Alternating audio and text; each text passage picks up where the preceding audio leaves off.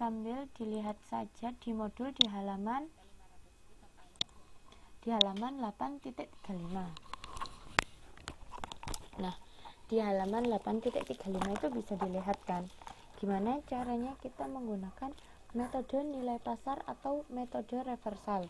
Di situ ada schedule A dan ada schedule B. Di situ harus dipahami. Nah, di sini ini masuk di penjualan produk sampingan itu. Produk sampingan itu ada di penjualan. Di situ kan ada dituliskan 2.250.000 ditambahkan dengan penjualan produk utama. Dan kemudian kita harus menghitung juga ada perhitungan rincinya di schedule A dan di schedule B. Cara menghitungnya gimana, step-stepnya ada di situ. Jadi bisa dilihat juga dan bisa dipelajari. Pastinya kalau sudah ngerangkum sudah paham. Ini pakai data yang di sebelumnya sama yang kayak digunakan di sini. Yang di metode nilai terrealisasikan bersih. Data-datanya pakai yang itu. Jadi dibaca pelan-pelan pasti bisa. Jadi saya nggak terlalu menjelaskan terlalu banyak ya. Dan untuk yang jurnal seperti yang sudah saya bilang tadi, karena jurnalnya mudah, cenderung sama dengan yang sebelum-sebelumnya. Kalau yang pemrosesan kayak gimana, kalau ini semuanya sama, jadi saya tidak menjelaskan. Nanti kalau ada yang nggak paham bisa langsung ditanyakan ke saya. Oke, sampai di sini apa ada pertanyaan atau ada yang tidak dimengerti?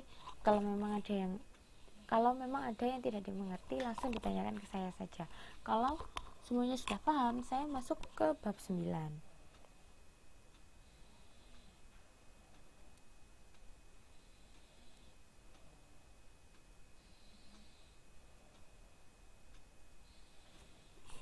Oke, kalau memang nggak ada pertanyaan, saya lanjut ke bab 9 aja ya.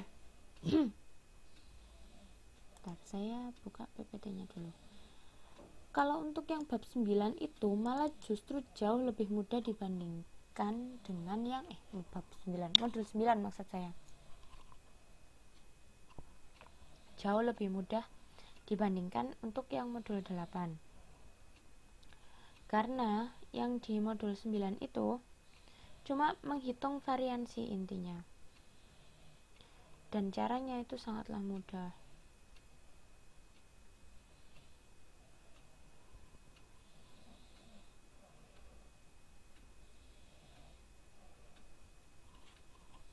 Mudah banget. Itu cuma menghitung variansi aja.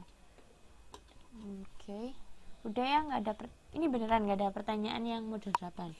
Karena mungkin sudah ngerangkum kali ya, jadi udah baca juga, jadi udah pada paham semua.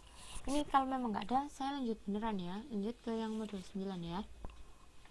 Nah, di modul 9 ini kita bahas tentang cost standar. Jadi kan saya udah pernah menjelaskan kalau misalkan ada 3 sistem cost. Yang pertama cost aktual, yang kedua cost normal, dan yang ketiga cost standar. Nah, kalau yang aktual itu kan semua elemen cost produksi dicatat pada saat cost tersebut terjadi.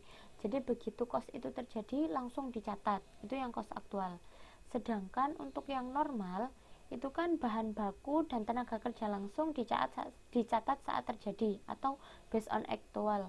Sedangkan kalau yang overhead itu menggunakan tarif. Lah, kalau yang standar ini semuanya pakai tarif. Jadi semuanya ditentukan di awal. Semuanya berdasarkan tarif. Beda dengan yang cost normal. Kalau yang cost normal kan yang tarif kan cuma yang overhead aja. Kalau yang ini bahan baku langsung, tenaga kerja langsung sama overhead semuanya pakai tarif gitu. Nah, dalam sistem cost standar, semua elemen cost produksi telah ditentukan sebelum produksi dimulai atau predetermined. Semuanya menggunakan tarif. Nah, kegunaannya ini ada 5. Sebagai pengendalian cost, pengkosan sediaan, perencanaan anggaran, penentuan harga jual produk, dan penghematan catatan.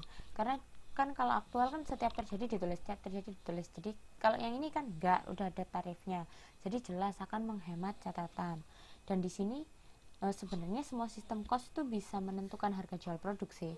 Jadi semua sistem cost juga bisa.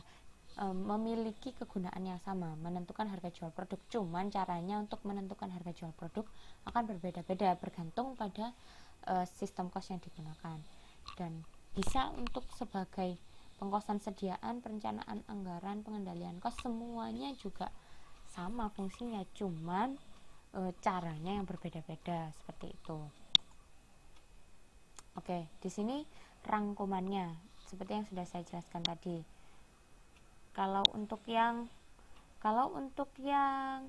kos aktual itu semuanya aktual, bahan bakunya berdasarkan aktual, tenaga kerja langsungnya aktual, overhead pabriknya aktual. Sedangkan sistem cost normal yang aktual hanya bahan baku dan tenaga kerja langsung. Sedangkan untuk overheadnya itu dianggarkan.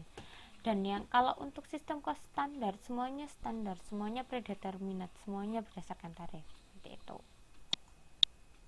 Nah, yang perlu dipahami ketika kita menerapkan sistem cost standar itu adalah adanya variansi. Saya kan sudah pernah menjelaskan kalau kita menggunakan tarif itu ada 2 cutting point. Yang pertama di awal periode dan yang kedua di akhir periode. Di awal periode kita menentukan tarif. Kemudian di akhir periode kita nanti harus membandingkan antara yang aktual dan dengan menggunakan yang tarif atau yang dibebankan, itu lebih gede yang mana? Apakah kita kurang membebankan atau kita malah terlalu banyak membebankan? Jadi itu yang akan kita pelajari. Nah, perbedaan antara yang aktual dan yang tarif itu disebut sebagai variansi. Jadi kita harus cari tahu apakah ada variansi gitu. Kalaupun ada variansi, lebih besar yang mana? Lebih besar yang kita bobotkan atau yang kita bebankan, atau malah lebih besar aktualnya gitu. Kalau misalkan ternyata lebih besar yang kita bobotkan atau lebih besar yang ketika kita mengalokasikannya itu menggunakan tarif, berarti ya kita terlalu tinggi menetapkan tarifnya. Tapi kalau ternyata malah aktualnya itu yang lebih tinggi, berarti kita tarifnya kurang tinggi, kurang besar kayak gitu.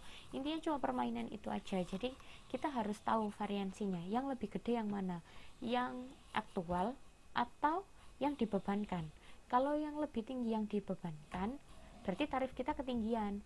Tapi kalau ternyata lebih tinggi yang aktual, berarti tarif kita kurang tinggi, kita harus meninggikan tarif kita, berarti kita kurang mahal gitu dalam menentukan tarif itu. Intinya kita di sini hanyalah mempelajari variansi. Nah, variansi itu ada macam-macam. Ada variansi total, ada variansi bahan baku, ada variansi tenaga kerja langsung, dan ada juga variansi overhead. Yang pertama, variansi total.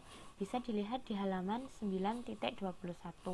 Di situ ada penjelasannya. HA itu harga aktual, KA kuantitas aktual, HS harga standar, KS kuantitas standar. Jadi pertamanya kita harus menghitung dulu. Ketika harga aktual dikalikan dengan kuantitas aktual, itu berapa?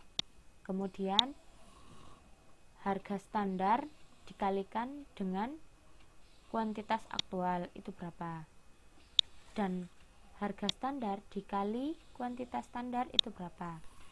Harga standar itu adalah yang kita sebut sebagai tarif itu. Jadi kita kan menentukan tarif itu tadi. Itu yang disebut tarif, itulah yang dimaksud dengan harga standar di sini.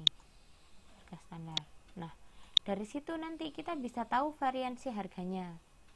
Variansi harga itu hasil dari 1 dikurangi dengan hasil dari 2. 1 itu HA kali KA, dan yang 2 itu HS kali KA. Kita bisa tahu variansi harga. Kemudian kita bisa tahu variansi efisiensi. Variansi efisiensi itu 2 dikurangi 3. Kemudian kita bisa tahu variansi total. Ketika variansi total ini jadi ada 2 kemungkinan. Variansi total ini nanti hasilnya minus atau hasilnya plus. Kalau misalkan hasil variansi total itu minus, berarti kan ini yang nomor 1 ini hasilnya kan lebih kecil dibandingkan hasil yang ketiga. Karena kan ini kan